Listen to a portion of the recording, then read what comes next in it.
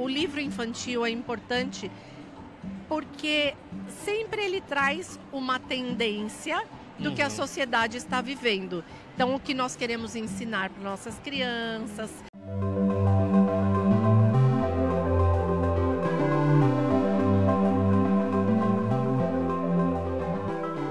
No podcast do Publish News dessa semana, falamos sobre a Feira de Livros de Bolonha, a mais importante quando o assunto é livros para infância, jovens e quadrinhos. Ao lado de Londres e Frankfurt, são as 3 maiores feiras profissionais do mercado editorial do mundo.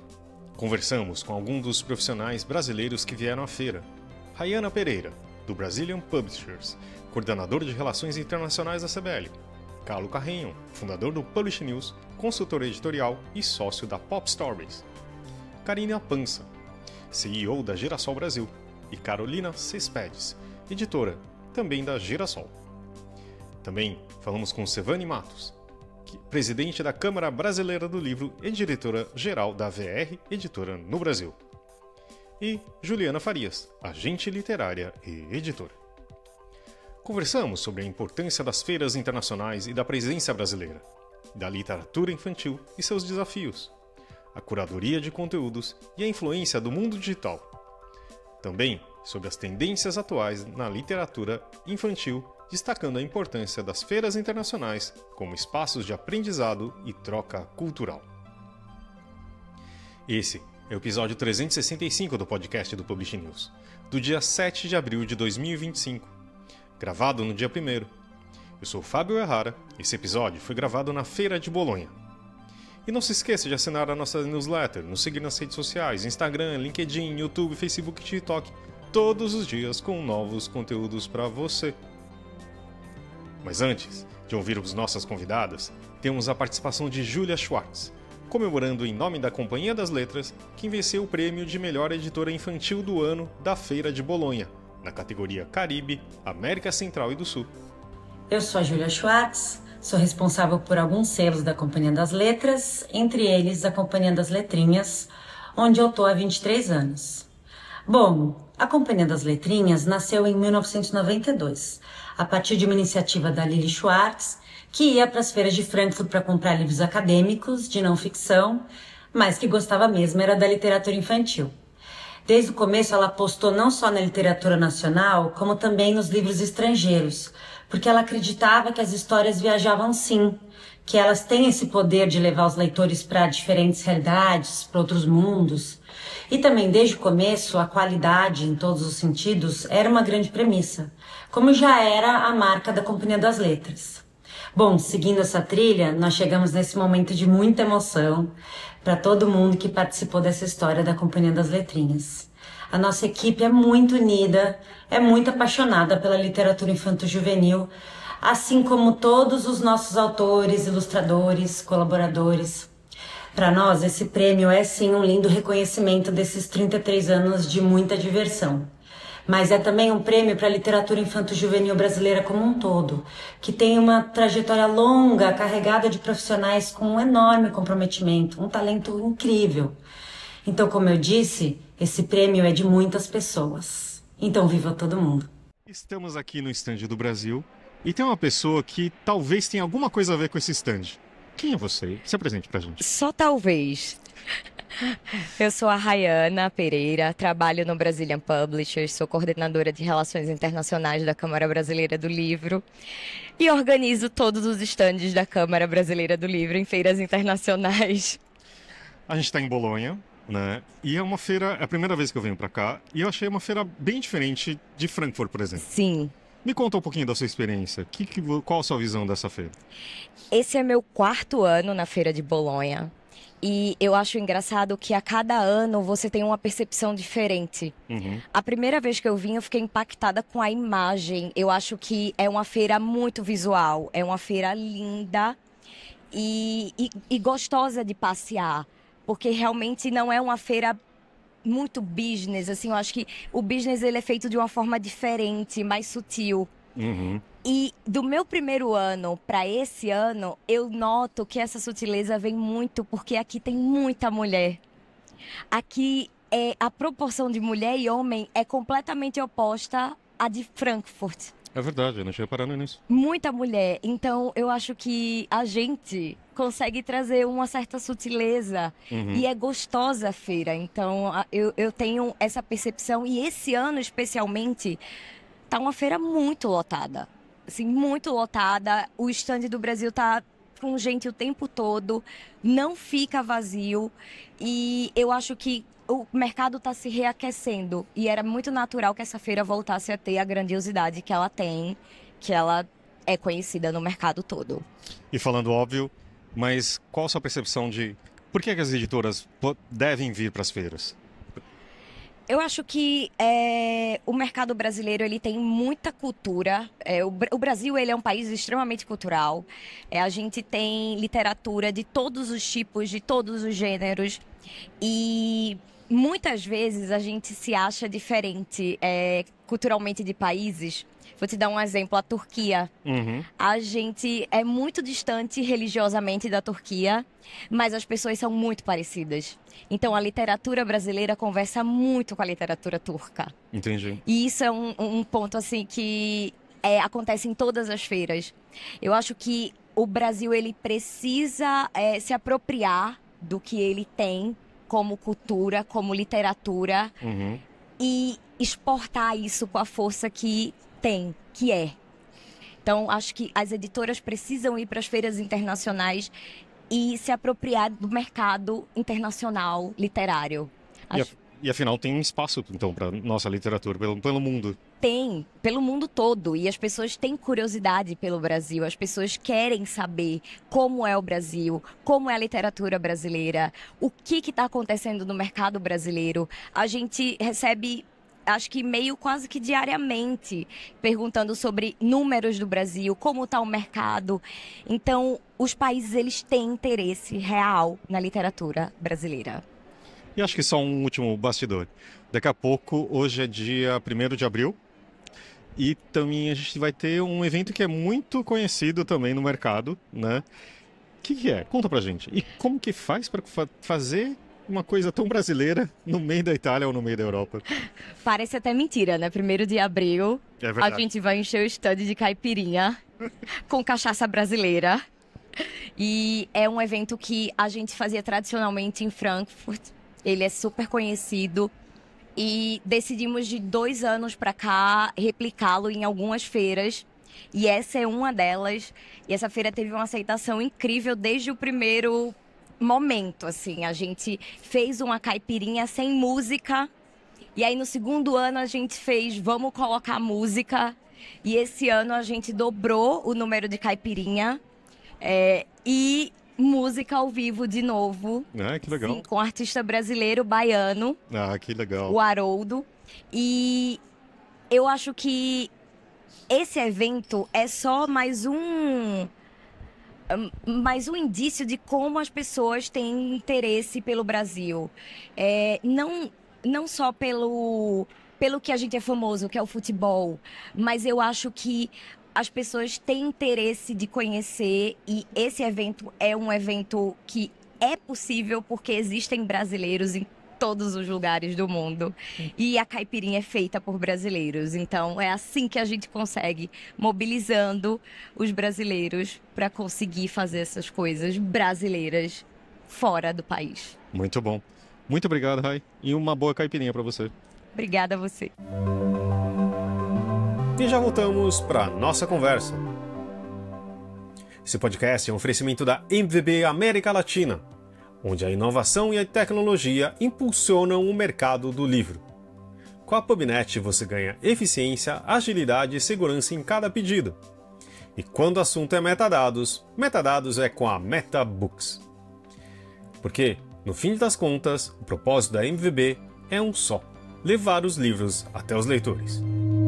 Aqui continuando nossas conversas dentro do stand do Brasil, aqui na Feira de Bolonha, encontramos inevitavelmente com o senhor. Eu sou Carlos Carrenho, eu sou fundador do Publish News, faz parte de uma outra vida. Hoje eu sou consultor editorial e também sócio da Pop Stories no Brasil. A gente nem sabe, eu sei que já perguntam várias vezes qual feira número X. Bolonha? Bolonha não é tanto, deve ser 6, 7 só. Me conta qual a diferença de Bolonha para Frankfurt e Londres, por exemplo. Aqui é uma grande festa, é a feira mais divertida do circuito. Principalmente porque eles têm um programa que os ilustradores podem apresentar os trabalhos. Então, tem ilustrador andando para todo lado. O pessoal de literatura infantil ou de editoras infantis são mais divertidos. Então, é a feira mais divertida. E também, eu estava falando isso para amigos aqui, brincando, que é a feira que tem maior número de pessoas que não tem que estar aqui, incluindo eu, porque eu não tenho nada a ver com livro infantil, e estou aqui. E muita gente assim, então é uma feira mais relaxada, mais tranquila, as pessoas têm um pouquinho mais de tempo, e também é uma feira numa cidade que se come absolutamente bem, é uma das melhores cidades para se comer em Bolonha, então tem muita... o pessoal sai para jantar, etc, é uma coisa divertida. Não, e acho que uma das coisas legais da feira... Posso falar do nosso jantar de ontem? Pode, claro. Carlos fez um jantar que juntou quantas nacionalidades você falou? 12 nacionalidades, 12 países representados, não nacionalidades, e tinha 7 pessoas. Digamos, eu fui considerado Japão e Brasil. Mas tudo bem. Mas eu acho que é um pouco disso, né? Também, as feiras são boas para conectar pessoas. Talvez não tanto negócio, claro que... ou futuros negócios, né? Networking, eu acho que isso é super importante nas feiras. Eu costumo brincar, às vezes eu falo, sei lá, em Frankfurt tem as festas, ou um jantar como esse, a pessoa fala, não posso, é muito tarde, vou estar cansado, eu tenho que focar na feira. Não, cancela as reuniões e vai para a festa, porque você vai fazer mais negócio das festas. É onde você encontra as pessoas mais abertas, conhece gente nova, conhece aquele cara importante que você não... Uhum. Então, assim, eu acho que o ser humano é um ser social, e essa parte social para os negócios e para desenvolver o mercado editorial é fundamental. Eu acho que inclusive nas mesas, né? Também. Estou participando do Bolonha Book Plus, eu vi você lá. E achei interessante que tinha Marcus Dole e Chantal conversando, assim, no meio de muita gente. Eu achei muito interessante, que são altos executivos. E absolutamente, se alguém quiser chegar lá e fazer uma pergunta e conversar com eles, ele vai conseguir, entendeu? Então, com bom senso, claro. Sim, e eu adoro ir nesses eventos, eu não consigo prestar muita atenção pela minha personalidade, mas eu fico lá atrás, conversando com as pessoas, falo com um monte de gente.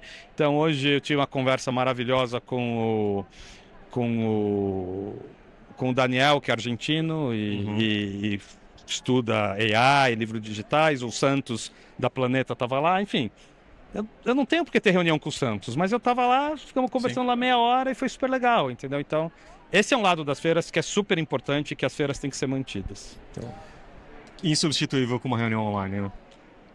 Não, insubstituível. Você tem que encontrar as pessoas. Você consegue identificar alguma tendência nessa feira especificamente? Ou o que tem acontecido nesse ano? A grande discussão que foi aqui também, tivemos um fórum hoje, é a inteligência artificial, e como isso afeta as editoras, afeta o processo editorial, afeta tudo isso. Então, não sei se é uma tendência, óbvio, claro, mas é o papo a conversa da vez. Só que para mim... Se é que se fala isso em português, não acho que não é conversa da vez, mas... Tudo bem. The talk of the town. Mas o que eu achei mais interessante, talvez, que antes tinha a impressão que fosse algo meio ameaçador. Uma das falas falou que o Giuseppe falou que... Não lembro quem foi, tanta gente. Que o e-book era isso há 10 anos atrás. E talvez o ano passado fosse algo mais... vai acabar com o mercado, ou ninguém vai mais escrever livro. E acho que agora é um passo depois, não é? Dá essa impressão para você também? Sim, primeiro nasce todo mundo é contra, e também aquela coisa que ou é 100% bom ou é 100% ruim, né? Aquela coisa maniqueísta que o mundo de hoje tem. E aos poucos as pessoas estão começando a chegar num ponto de equilíbrio. E eu acho que é bom senso. Claro que qualquer coisa 100% AI vai ser péssimo, mas também não usar isso como ferramenta é ruim. Então tem que tentar enxar no equilíbrio. E eu acho que as pessoas que têm uma visão mais equilibrada estão começando a ter mais voz e ser mais ouvidas. E os radicais de um lado ou de outro perdem um pouco de espaço. Espero eu que é o que esteja acontecendo, é o que eu quero que aconteça. E não só com AI. Talvez com tudo. Eu acho que a última, só para a gente terminar, já que a gente está no stand do Brasil, você vem sempre acompanhando o que acontece no Brasil, mas de um ponto de vista diferente agora. Consegue perceber algo que talvez eu não esteja vendo assim no Brasil? Tendências ou do tipo, estamos bem melhores? Cara, o que eu acho que é importante dizer e valorizar é que o stand do Brasil é super importante como feira. Então, o trabalho que a Apex faz junto com a CBL, criando isso aqui, o trabalho da Raíssa aqui, que cuida disso, é super importante. É um espaço logístico importante para a gente poder vir, ter reunião, para encontrar as pessoas, marca presença. Então eu tenho tido muita reunião aqui no stand com gente que... Acabei de ter uma reunião com uma pessoa da China, que cuida do mercado chinês, mas ela mora em Londres, e ela entrou aqui e falou, nossa, eu não sabia que o Brasil tinha tudo isso, que era tão grande. Então eu acho que eu não sei muito das tendências no Brasil, que eu estou tão longe, mas eu queria aproveitar para valorizar o stand aqui, onde tem dá muito essa cara do tamanho do Brasil, da importância. E a gente vai ter a Caipirinha Hour agora, que é legal. E eu só sinto falta em Bolonha que não tem o pessoal da Biblex, que eu adoro essa editora, porque quando eu tenho reunião com um gringo, a melhor forma de quebrar o gelo é falar, você sabia que no Brasil o Exército tem uma editora? Isso é muito legal, todo mundo fica curioso. Enfim, pena que, claro, na Feira do Livro Infantil a Biblex não está, mas em Frankfurt, em Londres, é sempre divertido estar perto deles aqui no stand. Valeu, Calô. Obrigado. De nada. Estamos aqui com uma pessoa que talvez vocês conheçam de algum lugar. Meu nome é Karine Pança, eu sou CEO da Girassol Brasil, que é um grupo de editoras de livros infantis em vários segmentos, desde o trade, que é a famosa livraria, né, e-commerce e mercado de porta a porta, até os livros para escolas, os livros de não ficção. Diria que a gente tem de tudo um pouco em várias linhas e vários objetivos. Qual a importância da Feira de Bolonha para você? Claro que é óbvio, mas... Então, a Feira de Bolonha é para nós a feira mais importante do ano. Uma feira que a gente vem para cá para comprar o plano editorial da segunda metade do semestre para o próximo ano. Então, eu começo a ter livros que eu comprei em Bolonha a partir de agosto até agosto do ano que vem. Então, é assim, um ano. Conheço autores novos, conheço ilustradores novos, tenho oportunidade de ver projetos que eu nunca vi. Então, é realmente a feira mais importante para o mercado do livro infantil. E mesmo com encontros, reuniões online, trocas de e-mail e o que for, isso nunca vai substituir a presença aqui? Não é a mesma coisa, Fábio. Não é porque você faz aquela coisa do networking, do famoso, que todo mundo diz, é networking. E é mesmo, né? Porque você acaba conhecendo pessoas novas que você jamais teria tido contato se fosse por e-mail, ou talvez você não tivesse dado a importância que essa pessoa tem, porque você não conhece o trabalho que ela faz e o que ela ilustra. Então, ainda é muito importante esse dia a dia, esses 4 dias que a gente passa por aqui, fazendo reuniões pré-marcadas e reuniões espontâneas. E para a equipe toda, né? Para todo mundo que vem, cada um percebe um ponto especial e a gente vai só agregando no nosso catálogo. E é interessante, acho que as reuniões meio sem querer, às vezes são muito mais interessantes até, né? Não que as outras não sejam, mas... Mas é que quando você tem a reunião marcada, você meio que sabe o que você espera, né? Você sabe a pauta daquilo que vai ser conversado, por que a gente está se encontrando, quais são os objetivos. E quando é não marcado ou é espontâneo, acaba, de alguma maneira, você desenvolvendo outros sentidos e outras percepções. Acho que não é só com a gente que acontece isso, acho que é no mercado como um todo. E você consegue ver alguma tendência nessa feira? Tipo, porque é interessante que a gente vai estar vendo o que vai ser o futuro dos seus livros, né? Então, eu vi formatos novos, no sentido de gadgets novos, de acessórios a mais que foram colocados, que daqui 3, 4, 5 meses vão começar a estar no mercado. Vi maneiras novas de utilizar gadgets velhos ou de outros carnavais, digamos assim. Os livros com som, eles desenvolveram muito, estão muito mais baratos, porque o chip já não é mais aquele grande, você consegue pôr várias gravações. Então, da mesma maneira que o áudio está se desenvolvendo, a tecnologia da gravação do áudio também está se desenvolvendo. Você está falando os livros com som, são tipo livros físicos que têm gravações, é isso? Isso. É para quem, né, não tá tão por dentro dos livros infantis. Então, nos livros infantis, tem livros que têm a interatividade do som. E a interatividade, ela era marcada por segundos, né? Quantos segundos você grava e quantas vezes de segundos você grava. Isso era caro, você fazer uma gravação, você mandar um áudio. Então, tá tudo muito mais acessível, muito mais palpável e mais fácil de fazer. Então, dá N possibilidades de variação de tipo de livro, né? Mas você tem, tipo, alguma linha específica, algum assunto que você vê que tem se destacado? A gente tem procurado muito aquela coisa do cuidado próprio, né? O self-care é uma coisa que a criança precisa desenvolver e ter... saber que ela precisa se cuidar, que ela precisa se ouvir, que ela precisa se olhar. Isso não é só no mundo adulto, no mundo infantil também acontece. Então, a gente tem se preocupado muito com esse conteúdo de livro que você lê e entende que existe algo por trás do livro. Entendi. Então... Parece complexo, né? Mas não é, não. Sua cara foi de complexidade. Na verdade, foi uma coisa muito pessoal, do tipo...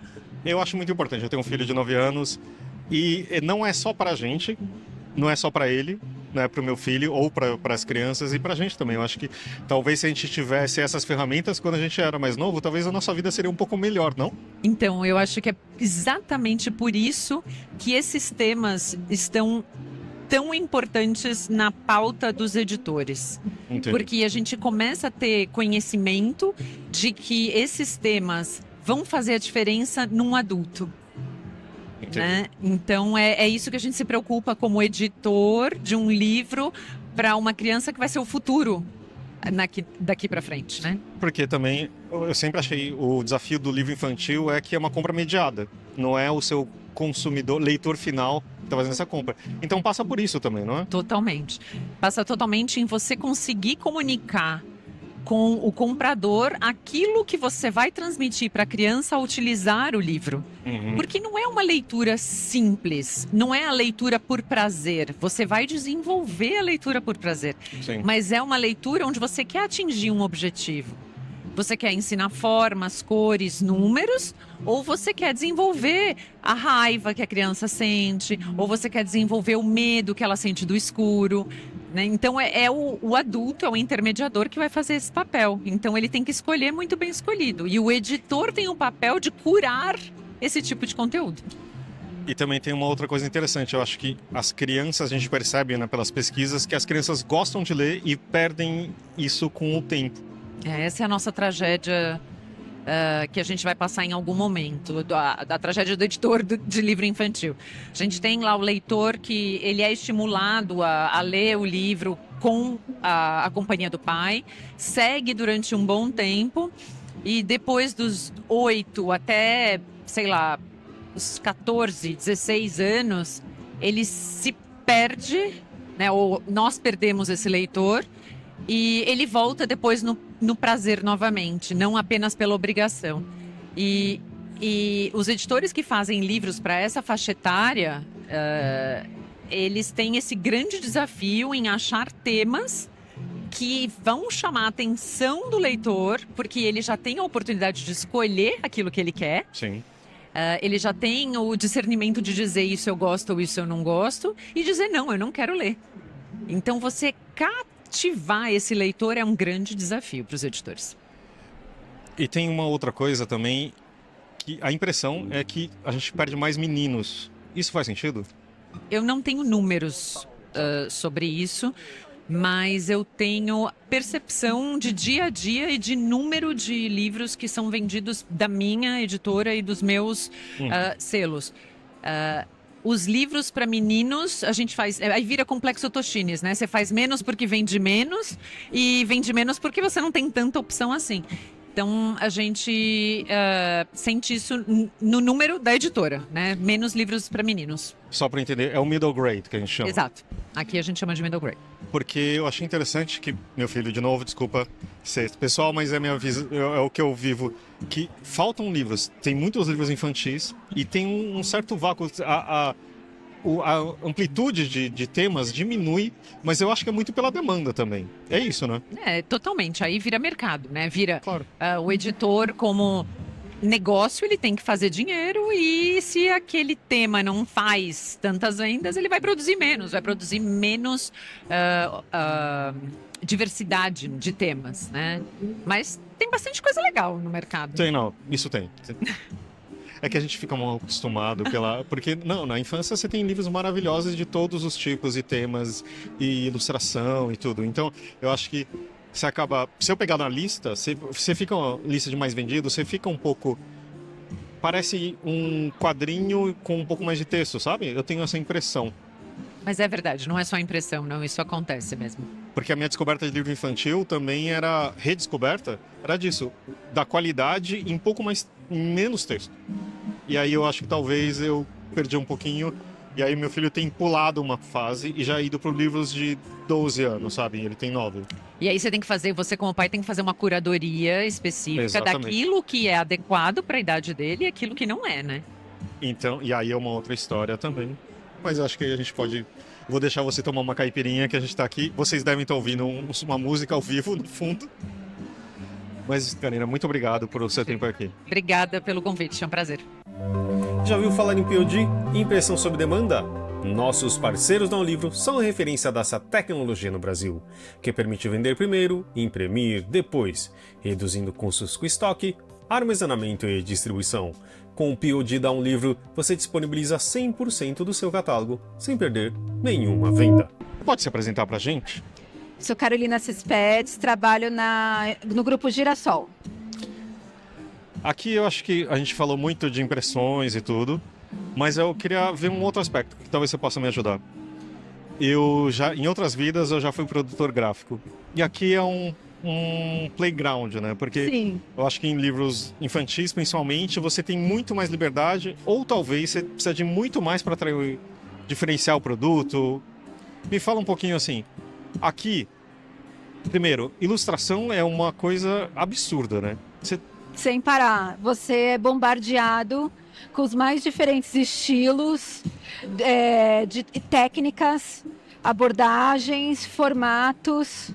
E o Brasil é um país grande, mas nem tanto de muitos leitores, né? Claro que a gente quer chegar em todo mundo, mas você tem que ficar pensando como fazer aquilo, originalmente, chegar no nosso leitor. Então, qual é cada tipo de ilustração para cada nicho de mercado? É varejo, é atacado, é escola, é governo? E qual tipo de adaptação que você precisa fazer? Mas e como escolher isso e separar o joio do trigo? Tipo, de milhares, talvez, aqui que a gente tenha acesso. Como que funciona isso? Como você já tem alguma coisa em mente, ou de acordo com você vê um ilustrador e vai fazer com um livro, ou você já aqui procura-se o livro como um todo? Eu acho que tem duas frentes de trabalho. Uma, o seu estilo, você procura ver dentro da editora onde você está, qual que é o seu estilo principal, o seu público principal, o seu arroz com feijão. Entendi. E aí, então, você já sabe alguma coisa, às vezes você já tem alguns parceiros, você vê algum catálogo antes, algumas coisas, aí então você já vem com alguma ideia na cabeça, mas você separa um tempo para fazer descobertas. E pode ser coisa inesperada, você de repente se depara com projetos incríveis e com diferentes tipos de abordagens, porque a gente está aqui e tem gente do mundo inteiro, né? Então, isso é bem legal, porque as surpresas acontecem. E às vezes você vai fazer uma reunião com um parceiro menor, ou você passa em frente a um lugar e vê uma ilustração muito bacana e aquilo desperta a sua atenção e te dá um gatilho. Esse produto é muito legal e eu também posso criar outra coisa seguindo esse estilo. Entendi. Porque é você ter aquele material, trazer e adaptar para o seu ponto de venda, para o seu nicho, para a sua editora, mas aquilo também te dá um start de uma nova ideia. Então, falamos de 2 caminhos, mas surgiu um terceiro, né? Porque isso alimenta. Então, se você está bem por dentro do seu nicho de mercado, o seu olhar vai ficando cada vez mais treinado. Eu diria que primeira, segunda vez que você vem para a feira é o encantamento. Tá. depois vai baixando um pouco a empolgação e você vai filtrando. E o Brasil, o mercado brasileiro é extremamente competitivo, claro. Tem espaço para todo mundo. Então você começa a ser mais seletivo, né? Entendi. Isso também acontece. E às vezes o não que você dá, às vezes também é muito importante diante do sim. O sim é bom, mas você também saber negar um produto que não vai te agregar ou que não é o seu momento. Ah, sim, sim. Né? Tipo, não para esse projeto, mas talvez para um outro, uma combinação.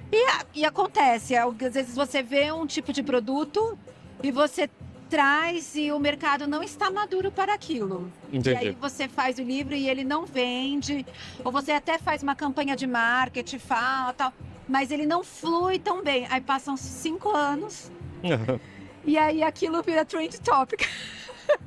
Acontece também.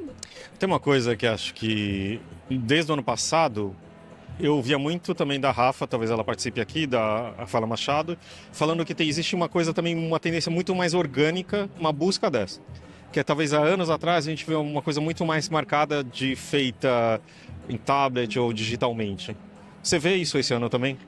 A gente percebe muita ilustração digital, né? Tá. Muito, ou que a pessoa começou no desenho e finalizou digitalmente, e de coisas que fazem referência ao mundo digital, porque principalmente quando a gente chega num leitor de 9 anos, mais ou menos, vamos assim dizer, ele gosta de ler, ele até começou a gostar de ler, mas se ele não foi incentivado o suficiente, a gente perde esse leitor para o outro mundo, dos games, da rua, né? Entendi. Então você perde. Então você ter um produto que faça uma referência ao mundo digital Entendi. é uma forma de gancho. Ou ele tem um QR Code que leva para alguma outra coisa. Isso começou uns 2 anos atrás e eu percebo que aumentou. Um livro que tem um QR Code. Entendi. E ele te leva para alguma outra coisa. Ou é para um game, ou é para um áudio, é para um plus a mais. Entendi. Né? Então, na verdade, assim, a gente tem então várias... Acho que uma multiplicidade, é isso? Isso. Muita coisa pode ser à mão, mas ao mesmo tempo eu nunca tinha pensado nisso também. Para ter uma familiaridade, para puxar de volta esse leitor. Não, pode ser que não necessariamente vá funcionar com todo mundo. Claro, mas claro. É um gancho. Entendi. Né? Porque a gente chega nessa faixa etária e é um desafio. É o momento em que a criança começa a ser pré-adolescente, ela começa a querer escolher e direcionar o que ela vai ler. Entendi. E não só influência. Ela tem mais vontades e, digamos, autonomia para isso, né? Isso. Aí a gente tem casos bem-sucedidos, que você começa a ter, que nem o Diário de um Banana. Claro. Que pega muito essa garotada sim. dessa faixa etária. E eu acho que o Diário de um Banana e Harry Potter são os primeiros. Claro. Que abriram caminho para vários outros que vieram. Mas tem criança que não se identifica com esse estilo. E aí você tem que ter outros ganchos. Né?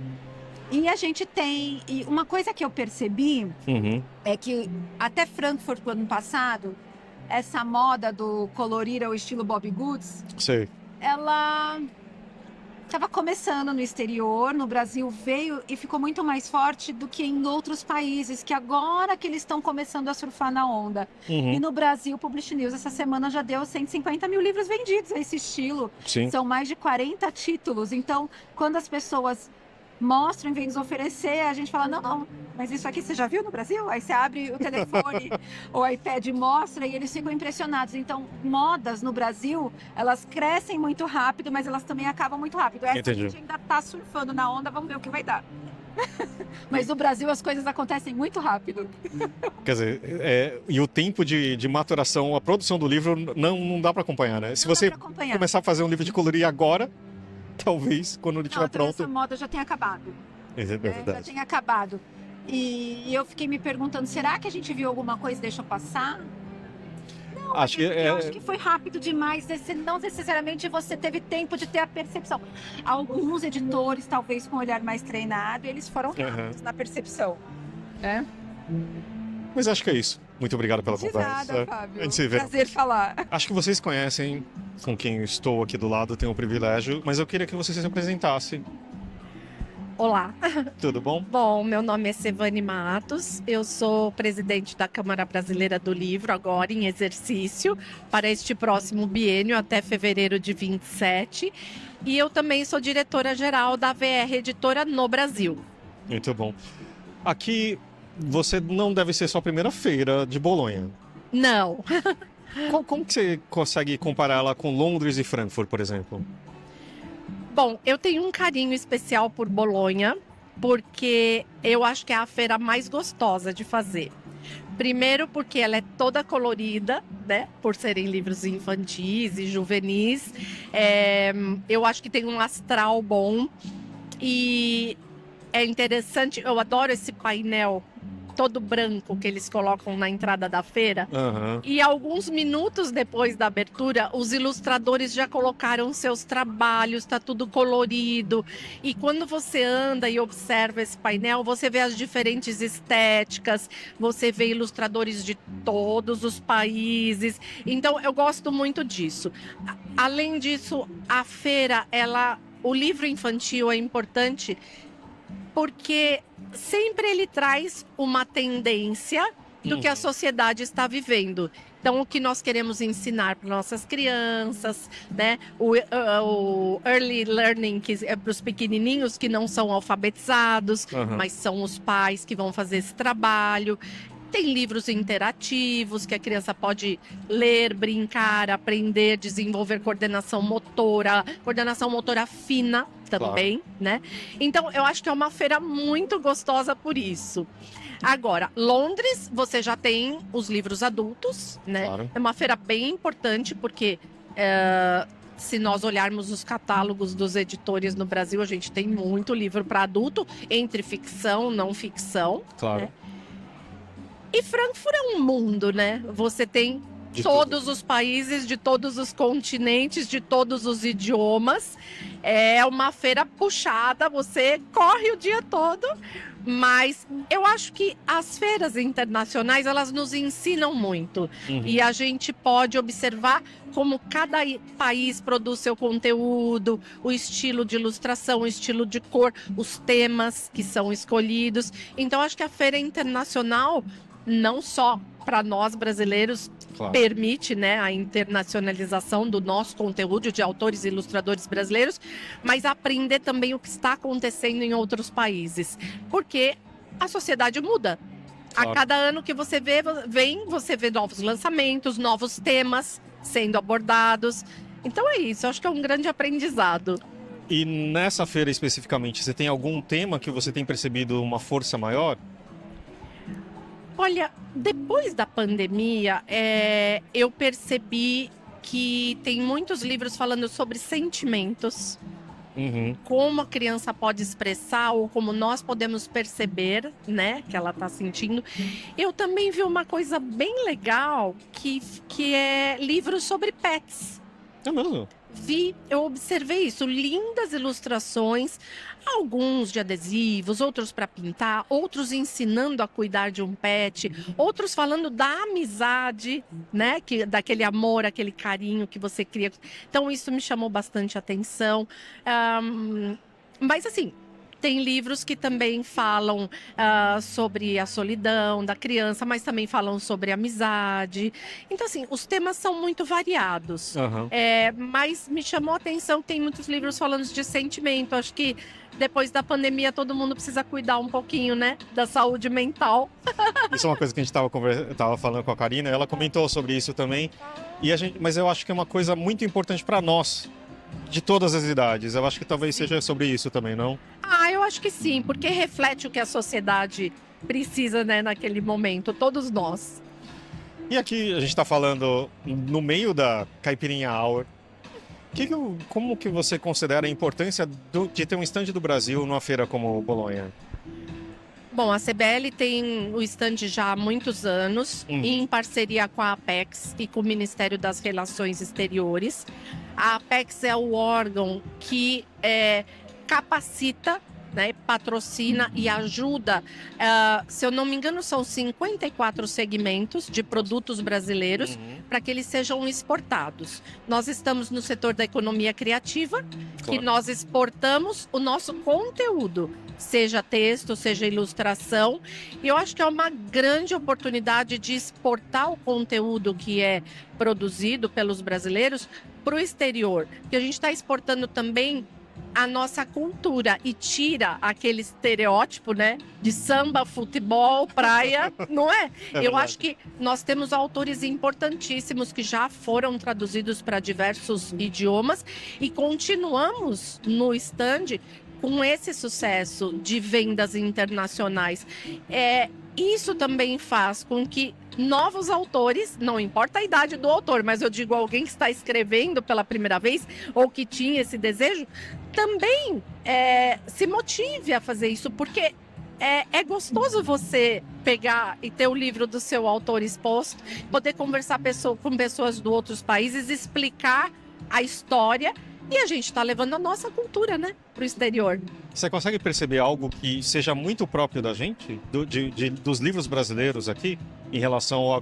Porque aqui é tão interessante que você tem contato com culturas e deve ser dos dois lados, né? Olha, nós temos muitos livros sobre a história da África no Brasil, né? Muitos livros sobre os povos indígenas. Livros também que falam de fauna, flora. Eu acho que eles se interessam, porque nós somos o pulmão do mundo, né, com a nossa floresta amazônica. Mas tem muito conteúdo também, como eu falei, sobre sentimentos ou sobre sonhos, assim, o que eu quero ser quando crescer, sobre profissões. E é lógico, as crianças, de acordo com o ambiente onde elas vivem, são criadas, os sonhos mudam, né? É verdade. Né? Os sonhos são diferentes. Mas tem muita coisa, eu acho que é muito variado. Entendi. Você tem só uma mensagem final para quem não está aqui acompanhando e você está vivendo essa loucura desses dias aqui? Olha, a feira é uma loucura, né? A gente anda muito, põe ali o marcador de passos ali, dá 15 mil passos, 17 mil passos, mas eu acho que todos os editores deveriam experimentar uma feira, uma oportunidade de expor o seu conteúdo, o seu catálogo. No caso do nosso stand Brasil CBL, associar-se ao Brazilian Publishers, que é o projeto que a CBL tem de exportação de conteúdo, e eu acho que vale muito a pena, porque se nós pensarmos que só o Brasil fala português ali na América Latina, nós temos um mercado muito grande. Não estou falando só para vender para a América Latina, porque a gente vende para a Europa, claro, Turquia, enfim, tantos outros países, China, Coreia, está havendo uma troca muito grande também com esses países, mas eu acho que é expandir os horizontes do seu catálogo. Muito bom. Muito obrigado. Obrigada a você, é um prazer. Obrigada. E já voltamos para a nossa conversa. E também, com o apoio da CBL, a Câmara Brasileira do Livro representa editores, livreiros, distribuidores e demais profissionais do setor, e atua para promover acesso ao livro e a democratização da leitura no Brasil. É a agência brasileira do ISBN e possui uma plataforma digital que oferece serviços como ISBN, código de barras, ficha catalográfica, registro de direito autoral e carta de exclusividade. Estamos aqui de volta, ainda no stand do Brasil, na Caipirinha Hour. Então, no fundo, você vai estar ouvindo uma música e um buchicho? Eu não sei como falar isso. Sim, brasileiros e estrangeiros falando sobre livros. E com combustível de cachaçinha. De água natural. Você pode se apresentar pra gente? Bom, eu sou Juliana Farias, sou agente literária, sou editora, estou há 20 anos aí no mercado. Estou muito feliz de estar aqui com você, Fábio, e prestigiando aqui a nossa Caipirinha Hour tão tradicional na Feira de Bolonha. Me conta um pouco o que você tem achado dessa feira em particular, das suas visões. Tudo bem, a gente tem mais um dia inteiro, é isso? Mas até agora, o que você conseguiu perceber um pouquinho? Acho que, como sempre, né, a gente consegue, com atenção na feira, a gente consegue perceber as tendências, né, as conversas que os painéis trazem, o privilégio de ter países com ações institucionais importantes, com estandes de países que realmente têm crescido na exportação de direitos, como Coreia, como China. A gente, né, percebe tendências, principalmente no nosso pavilhão aqui, que o Brasil divide o pavilhão com os países também do Oriente. E Oriente Médio também. Eu percebo essa tendência de falar de romance juvenil, né? De falar de boy love, de novo. E tudo que é fantasia e para middle grades e para infanto juvenil, muito forte, né? Também no mercado europeu, né? Entendi. Você consegue perceber também o alcance do Brasil, claro que a gente está no stand aqui, tem tido, principalmente nas conversas com outros países, o interesse que tem gerado as obras que a gente produz? Eu particularmente vim pelo projeto Ruth Rocha, que não é só um projeto de curto prazo, né? É a chegada da Ruth Rocha no mercado internacional. Então, após tantos anos em que a autora, nesse momento, detém todos os direitos de publicação para o estrangeiro, o que eu percebo é que, pouco a pouco, o Brasil vai chamando a atenção com boas histórias. Na verdade, o que o mundo inteiro busca são boas histórias, assim como a gente busca. Mas nós precisamos fortalecer esse patrimônio literário brasileiro, claro, que muitas vezes é confundido, né, pela América Latina toda.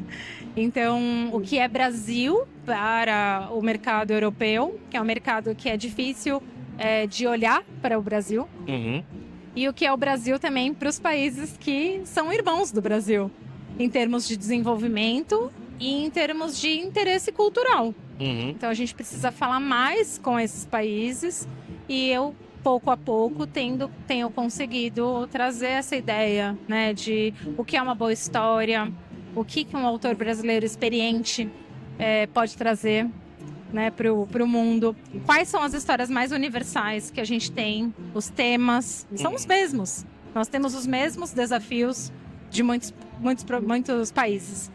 E as crianças vivem as mesmas realidades, muitas vezes. Então, eu acho que o interesse do Brasil depende da gente.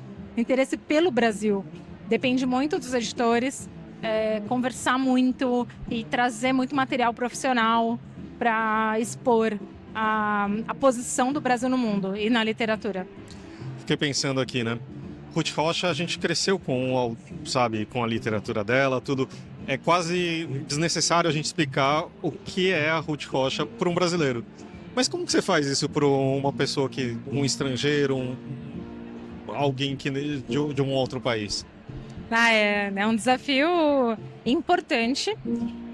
Toda vez que eu estou na frente de um editor estrangeiro que não tem ideia do que representa a Ruth Rocha para nós, eu tenho um frio na barriga. Porque aí eu tento mostrar toda essa importância sem exagerar, né, trazendo realmente a realidade, e muitas vezes eles ficam impressionados, né, a ponto de falar, nossa, é isso mesmo, mas por que só agora? Essa é a pergunta que eu mais ouço, mas por que só agora que vocês estão trabalhando a obra da Ruth? E eu sempre faço questão de esclarecer que o mercado brasileiro estava totalmente mergulhado na obra da Ruth, desde 1976, com a publicação do Marcelo Marmelo Martelo. A Ruth vendeu mais de 20 milhões de cópias desse livro.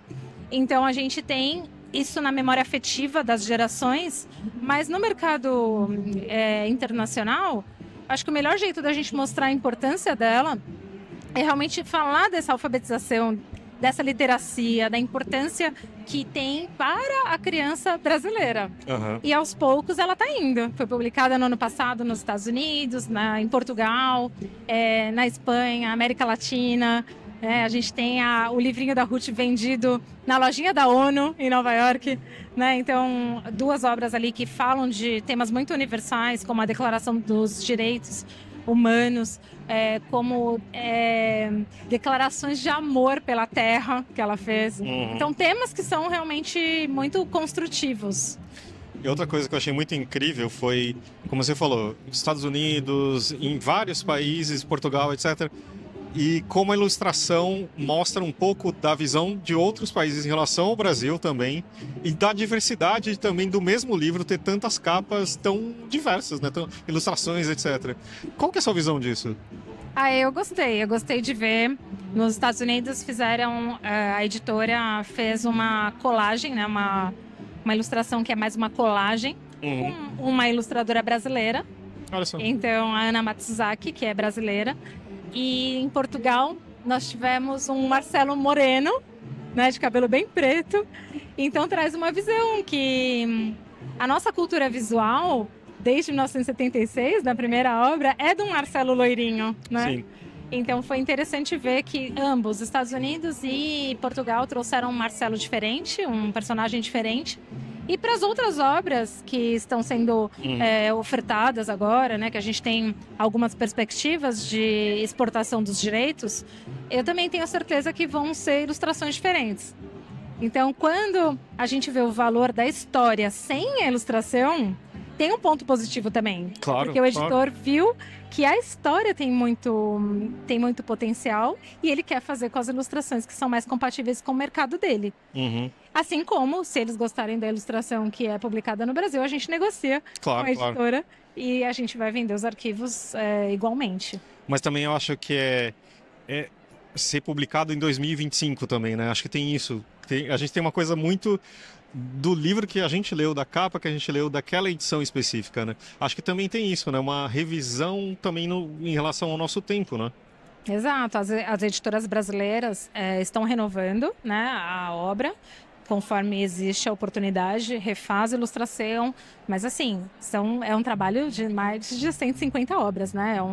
É uma vida de livros que já ficou... É um trabalho em conjunto, né, que as editoras têm que fazer para renovar.